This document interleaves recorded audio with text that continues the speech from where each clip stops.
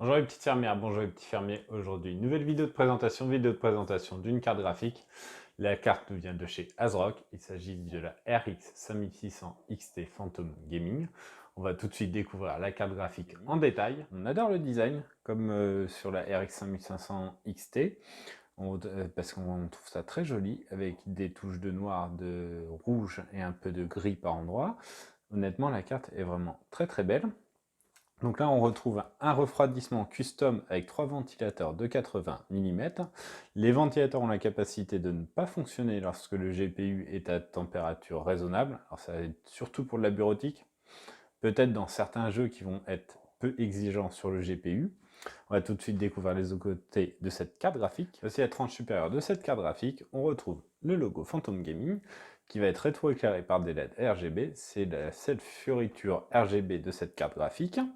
Sinon, elle reste très très sobre. On voit le connecteur 8 pins nécessaire au fonctionnement de cette carte et on découvre que le refroidissement est bien plus long que le PCB car le PCB s'arrête là alors que les ailettes et les refroidissements pour le G3 ventilateur vont jusque là.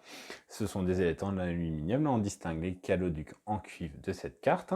On va tout de suite découvrir l'arrière. Voici l'arrière de la carte graphique. On découvre une backplate qui recouvre l'intégralité du PCB avec des petites lignes gris clair, rouge et la backplate est noire.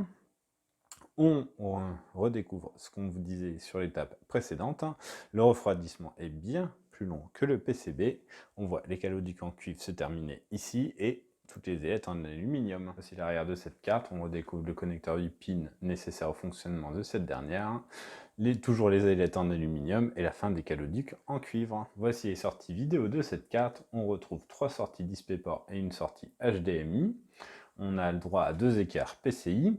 Et on découvre que le refroidissement dépasse ces fameuses 2 écarts, donc on sera sur une occupation réelle de 3 slots. Nous allons nous attarder sur les caractéristiques techniques de cette RX 5600 XT Phantom Gaming d'ASRock. On retrouve évidemment un GPU Navy 10 gravé en 7 nanomètres avec 2304 shaders, 64 TROP et 144 TMU.